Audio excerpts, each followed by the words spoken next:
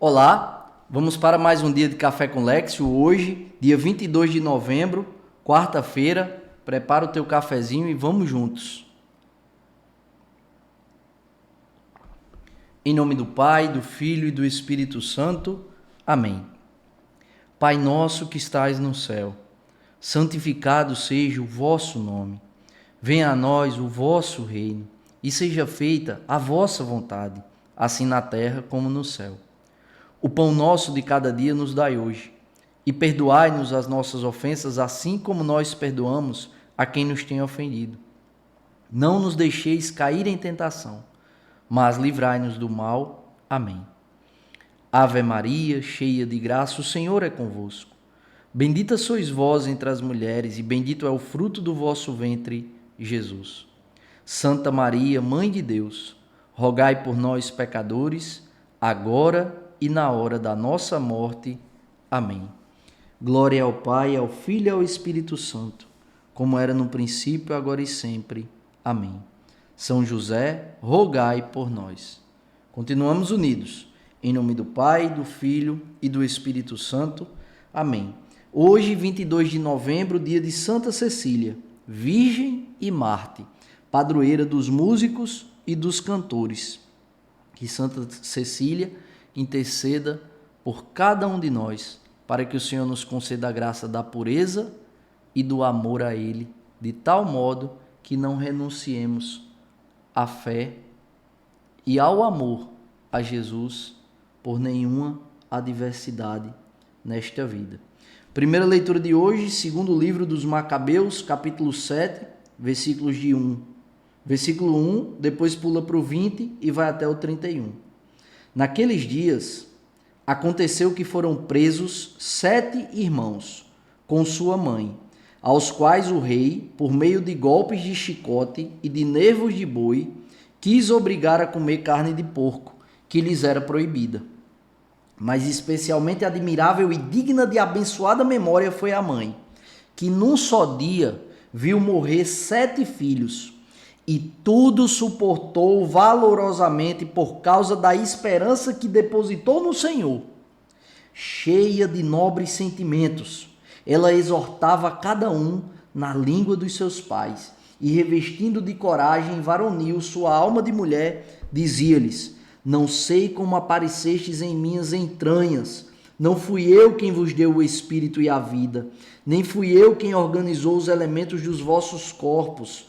Por isso, o Criador do mundo, que formou o homem na sua origem e preside a geração de todas as coisas, Ele mesmo, na sua misericórdia, vos dará de novo o espírito e a vida. Pois agora vos desprezais a vós mesmos, por amor às suas leis. Antíoco julgou que ela o desprezasse e suspeitou que o estivesse insultando. Como o mais novo dos irmãos ainda estivesse vivo, o rei tentava persuadi-lo, e não só com palavras, mas também com juramento. Prometeu fazê-lo rico e feliz, além de torná-lo seu amigo e confiar-lhe altas funções, contanto que abandonasse as leis de seus antepassados. Vendo que o jovem não lhe prestava nenhuma atenção, o rei chamou a mãe e exortou-a a dar conselhos ao rapaz, para que salvasse a sua vida. Como ele insistisse com muitas palavras, ela concordou em persuadir o filho. Inclinou-se então para ele e, zombando do cruel tirano, assim falou na língua de seus pais: Filho, tem compaixão de mim, que te trouxe 9 meses em meu seio, e por 3 anos te amamentei, que te criei e eduquei até a idade que tu tens, sempre cuidando do teu sustento. Eu te peço, meu filho, contempla o céu e a terra, e observa tudo o que neles existe. Reconhece que não foi de coisas existentes que Deus os fez, e que também o gênero humano surgiu da mesma forma. Não tenhas medo desse carrasco. Pelo contrário, sê digno de teus irmãos e aceita a morte, a fim de que eu torne a receber-te com eles no tempo da misericórdia. Mal tinha ela acabado de falar, o jovem declarou: que esperais? Não obedecerei às ordens do rei, mas aos mandamentos da lei dada aos nossos pais por Moisés. E tu, que inventaste toda espécie de maldades contra os hebreus, não escaparás às mãos de Deus. Palavra do Senhor, graças a Deus. Que fé desta mulher. Que amor que esta mulher tem e nos exorta com o testemunho. A educação na fé que essa mulher deu para com seus sete filhos. A educação na fé que ela deu aos seus 7 filhos. Todos instruídos na lei de Deus. E depositou a fé, a esperança em Deus e não na lei dos homens. Portanto, não temeu a morte. Preferiu a morte do que abandonar a fé.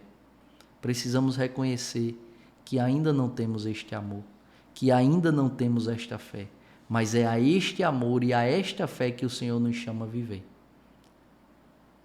Portanto, olhemos para a coragem que essa mulher teve para viver o martírio e não abandonar a fé vendo os seus 7 filhos morrer. Fé em Deus para saber que diante daqueles assassinatos eles iriam contemplar o Senhor no céu. Não confiou na lei dos homens, mas confiou na lei de Deus.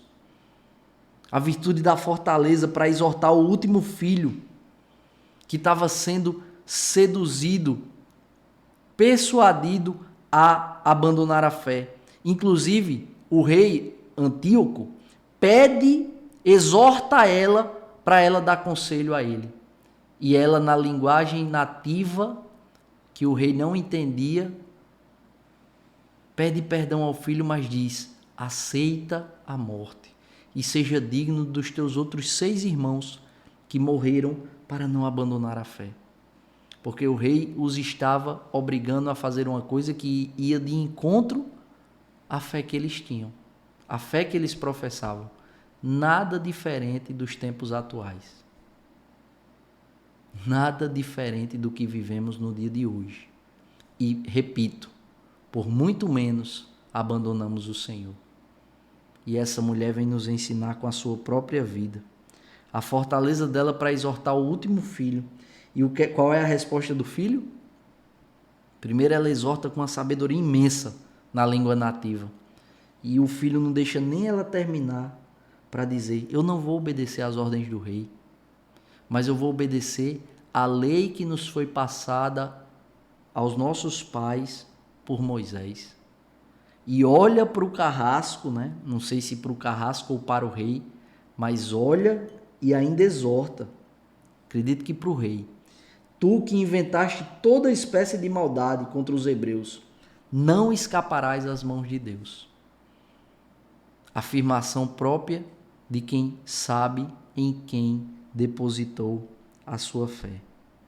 Então, a virtude da coragem, a virtude da diligência para educar os filhos na fé que essa mulher teve. Nós devemos pedir ao Espírito Santo.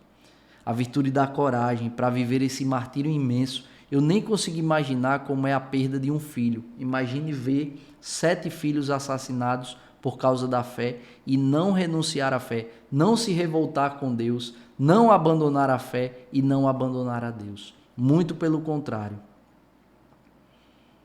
Ao último que é oferecido bens, riquezas, funções, ela exorta para que ele seja digno dos outros 6, para que ele aceite a morte, mas não se perca no pecado. A fortaleza e a sabedoria que essa mulher nos traz, peçamos ao Espírito Santo, né? Que grande fé. Peçamos esse amor que faz com que a gente não abandone o Senhor por muito menos. Peçamos ao Espírito Santo essa fé e essa fidelidade a Deus. O Evangelho de hoje, Lucas capítulo 19, versículos de 11 a 28. Evangelho de Nosso Senhor Jesus Cristo, narrado segundo São Lucas. Glória a vós, Senhor.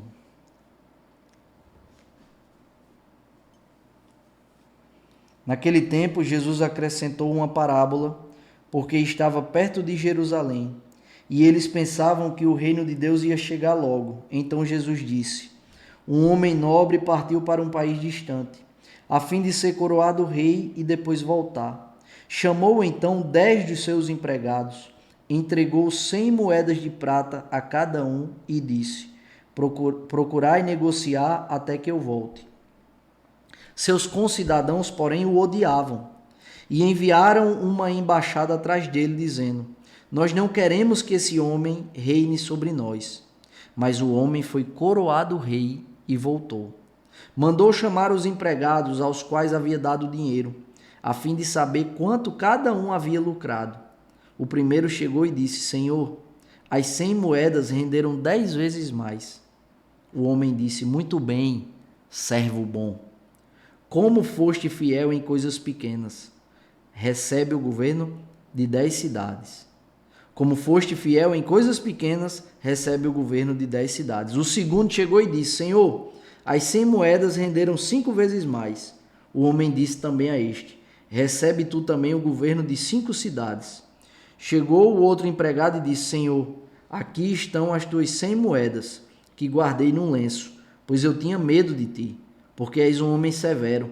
Recebes o que não deste e colhes o que não semeaste. O homem disse: servo mau, eu te julgo pela tua própria boca. Tu sabias que eu sou um homem severo, que recebo o que não dei e colho o que não semeei. Então por que tu não depositaste meu dinheiro no banco? Ao chegar, eu o retiraria com juros.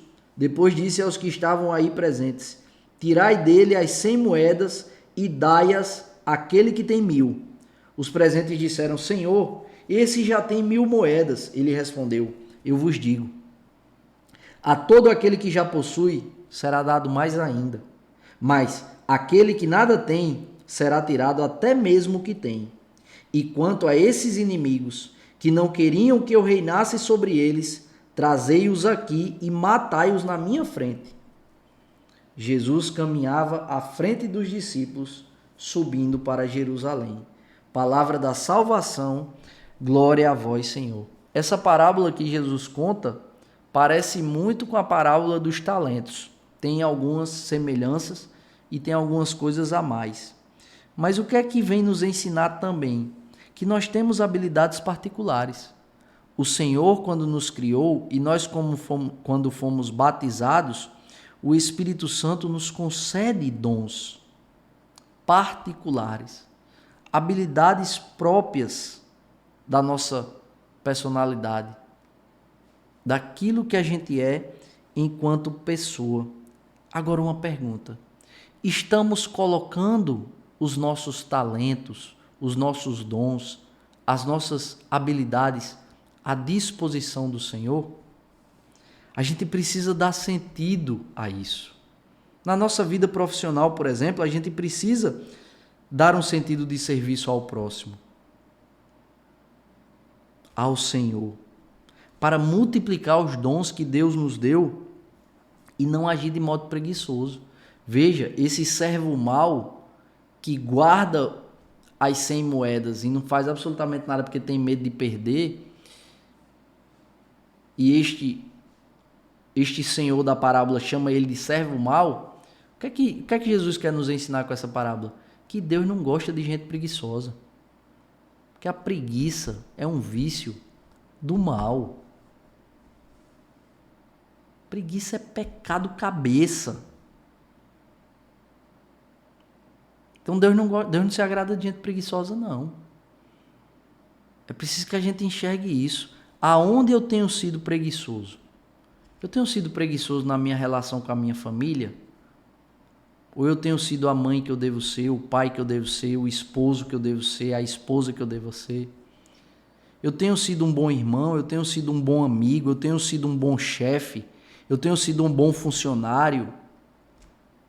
Aonde Deus me plantou, eu estou multiplicando os dons que Deus me deu? Aonde Deus me plantou, eu estou chegando à plenitude das habilidades que Deus me deu, ou eu estou por preguiça negligenciando os talentos que Deus me deu? E faço de forma medíocre, mediana. não miro a plenitude, não multiplico os dons e as habilidades que o Senhor me deu. É preciso que a gente tenha essa mentalidade e peça ao Espírito Santo a graça de